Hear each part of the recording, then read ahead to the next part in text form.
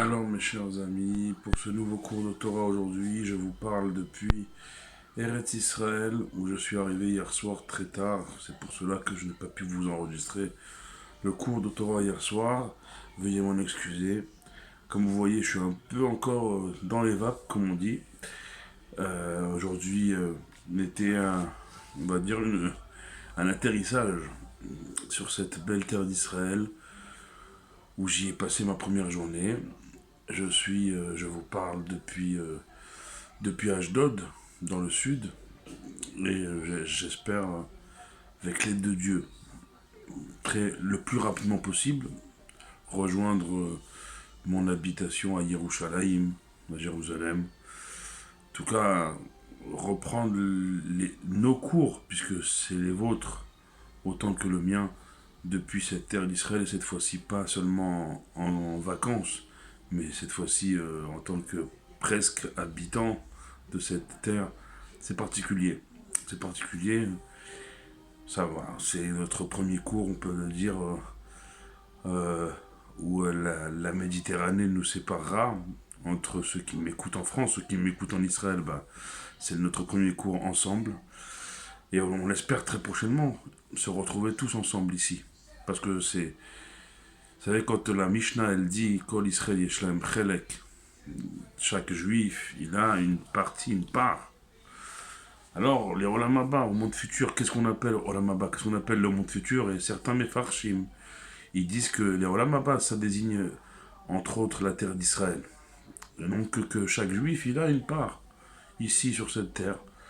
Et que chacun d'entre nous, on puisse très bientôt se retrouver tous ici, avec bien sûr Mashiach, le troisième Beth Amikdash reconstruit à Yerushalayim, et tous nos chers disparus qui seront relevés et revenus et qui seront avec nous pour ne plus jamais les quitter, avec Mashiach, les tzadikim, le rabbi, notre tzadik, notre Moshe de notre génération, le rabbi à notre tête, Amen, Kenny Ratson.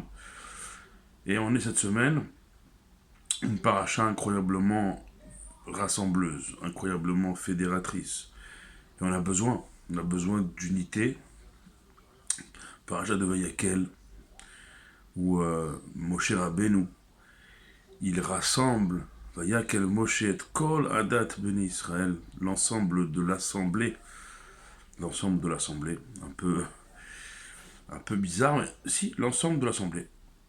C'est-à-dire tout le monde, il y a Kol Adat, il n'y a pas eu une personne qui a manqué à ce premier rassemblement, ce premier Akel.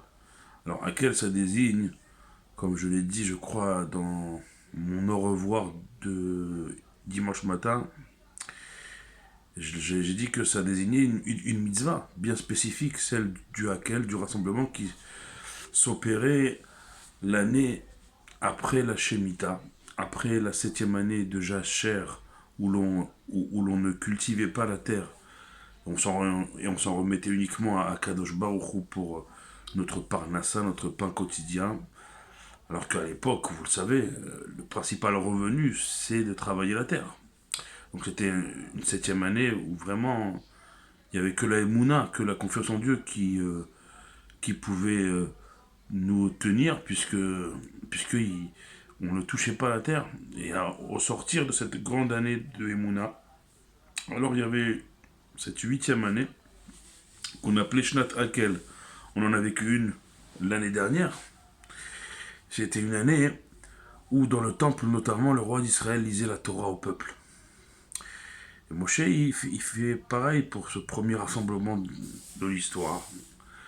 Il les rassemble et pour leur dire, alors on pense tout de suite à un scoop, on pense tout de suite à quelque chose d'extraordinaire, quelque chose qui sort de l'ordinaire. Et il leur dit, Sheshet Yamim Terase Melacha. 6 jours durant, votre travail sera fait, et j'insiste bien sur les mots sera fait. Vayom Hashevi'i, le 7e jour, Yelachem Kodesh, ce sera un jour saint, un jour sacré pour vous.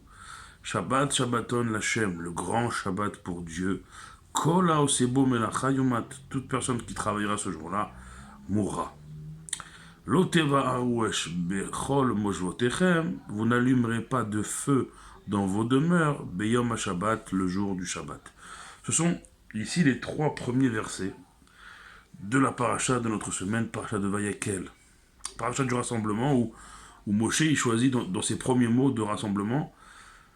Alors d'abord, c'est pas un scoop. Si on nous dit que le Shabbat c'est un scoop, bah, on en revient dessus toutes les semaines. Et pourtant, c'est peut-être là que réside justement le scoop. Euh, donc Shabbat, c'est connu. C'est comme si maintenant un rave, quel qu'il soit, vous rassemblez pour vous dire je vais vous révéler un secret incroyable, Shabbat. Les gens ils vont dire t'es sérieux, tu nous as réunis pour nous parler de quelque chose qu'on connaît. Et encore une fois, pourtant, c'est souvent ce que l'on croit connaître que l'on connaît le moins. Moi, dans mon expérience à moi récemment, et je vous en ai fait part déjà, je pensais connaître par exemple le monde de la chassidoute, le monde des chassidim, le monde des rébéim, le monde du rabbi. Je me suis aperçu en allant justement chez le rabbi que je connaissais rien. C'est souvent ce qu'on pense maîtriser le mieux qu'on maîtrise le moins. Donc ici, bien sûr que Moshe Rabbeinu, il n'a pas pris les enfants d'Israël pour des imbéciles, chas v'shalom, puisqu'on parle d'une génération, et Moshe lui-même le premier en était conscient, une génération de la connaissance, par excellence, celle qui a eu la connaissance la plus proche, la plus intime avec Dieu. Donc à un niveau que même, on nous dit comme ça que quelqu'un qui servait à ce moment-là, dans cette génération-là, était 1000 fois plus élevé que le prophète Ireskel, l'un des plus grands prophètes parmi les prophètes. Donc ça nous montre que c'est pas une génération à qui on peut apprendre Shabbat. Mais ici, en vérité, Moshe Rabbeinu, et c'est ça l'accent, c'est ça finalement tout le sod. C'est que nous, on pense que c'est nos semaines qui font qu'on a des belles tables de Shabbat en fin de semaine à Shabbat. En vérité, Moshe leur dit, et il nous dit à nous, à toutes les générations d'ailleurs, que 6 jours durant, les 6 jours de nos semaines, ne pense pas que c'est toi qui travailles pour avoir une belle table de Shabbat et éclabousser tout le monde de ton argent et de ta réussite professionnelle et financière. En vérité, 6 jours durant, dans ta semaine, Te'araseh melacha. Ton travail sera fait. Par qui? Comment? Par quoi? En vérité, il faut lire ce pasouk. Ça, Te'araseh, c'est une conjugaison très particulière. Ça veut dire que ton travail, en fait, c'est pas toi qui va être actif, qui va le faire. Il sera fait. Mais il sera fait en quel honneur, en vérité? C'est la suite du pasouk. C'est ça ce que Moshe, dans ses premiers mots de rassemblement, il dit. Ça, c'est des mots qui doivent nous rassembler. Ou voyons ma chérie, Ilham Kodesh, si tu fais du 7e jour de ta semaine, qui est le jour de Shabbat, un jour sacré. Sacré Kodesh, ça veut dire mouvdal, ça veut dire séparé du reste, qui par à contrario n'est pas sacré, n'est pas séparé. Si tu sais faire de ce 7e jour-là, de ton Shabbat, un jour spécial, un jour à part, un jour Kodesh, un jour sacré, un jour consacré, un jour séparé des autres jours, un grand Shabbat pour Dieu, et pas pour ton nombril, pour Dieu. Alors, et si tu sais ce jour-là, c'est ça le sens de Kol haosebo melacha yoma, tout celui qui fera un travail ce jour-là, il mourra. Si tu sais en vérité faire mourir ce jour-là ton travail, c'est-à-dire ce jour-là, tellement tu fais mourir ton travail ce 7e jour, ce jour de Shabbat, que tu ne parles pas de travail ce jour-là. Tu ne parles de rien d'autre que de ta relation déjà séparée des autres jours. La relation, on va le voir, c'est le verset après, familial, où tu ne dois pas, c'est quoi? Tu ne dois pas allumer de feu ce jour-là dans tes demeures. Dans tes demeures, ça veut dire, tu dois cultiver dans tes demeures la relation la moins enflammée et donc la plus apaisée qui soit. Donc tu cultives chez toi, dans tes demeures, une relation loin du feu. Au contraire, une relation apaisée, harmonieuse. Tu cultives ta relation avec Dieu. Tu fais ce grand Shabbat pour Dieu, pas pour ton nombril. Tu fais un jour sacré, un jour à part, un jour spécial, un jour séparé des autres jours. Alors, à ce moment-là,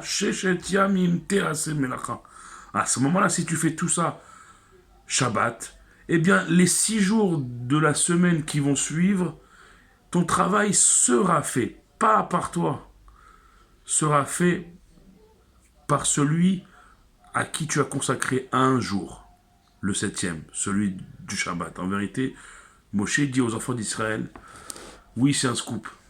Akadosh Baruch Hu, il vous donne un cadeau qui s'appelle Shabbat. Entre vos mains, de le magnifier pour Dieu et pour un jour à part, au sens familial, au sens de vos demeures, comme au sens spirituel, entre vous et Dieu, entre vous et vous-même, un jour consacré. Alors, les 6 jours qui suivront de vos semaines, votre travail sera fait par celui à qui vous aurez dédié, consacré un seul jour, le 7e, celui du Shabbat. Et là, à la lecture de ces mots-là, on comprend l'importance incroyable du Shabbat, que c'est la qualité de nos Shabbats qui fera la qualité de nos semaines et de nos comptes en banque. Et oui, il n'y a pas plus grand secret que ça. Aujourd'hui, les gens courent après la richesse. Comment se faire plus d'argent, encore et toujours, sans limite. Mais en vérité, le secret, il est là, il est dans notre Torah. Tu peux avoir un travail et un retour de ton travail facile et productif si pendant un jour, tu te mens. A contrario, tu te coupes du travail, alors tes jours de productivité bénéficieront de ce jour-là où tu te seras coupé et tes revenus seront augmentés, si bien que ton travail ne sera plus fait par toi, mais te semblera être fait par celui pour lequel, à Kadosh Baruch Hu, tu lui as consacré un jour dans ta semaine, le 7e, le jour du Shabbat. Voilà quelques premiers mots pour commencer cette paracha de notre semaine. On se dirige également vers la fin du mois de Hadar Aleph. Donc il me semble que ce Shabbat sera un Shabbat non seulement qui va bénir un nouveau mois de Hadar, le deuxième avec Purim en ligne de mire. Et également ce sera ce Shabbat un Shabbat Shekalim. On a lu Shabbat dernier justement la paracha Shekalim dans Kitissa. Et ben on la relira ce Shabbat sous la forme de la paracha Shekalim. Donc une grande semaine, un grand Shabbat en perspective. On continue demain avec toujours cette Chochma, c'est cette sagesse que j'espère la terre d'Israël m'infuse à moi comme à chaque juif. On dit que l'ère d'Israël, ça rend marquim, ça rend sage et intelligent. J'espère en profiter moi aussi pour vous en faire profiter, de vous bénir depuis cette sainte terre d'Israël à toutes et à tous, surtout de bénir nos frères et sœurs. Alors, en Israël, maintenant je vais dire ici, avec moi, on est tous ensemble. Baruch Adonai Leolam. Amen ve Amen.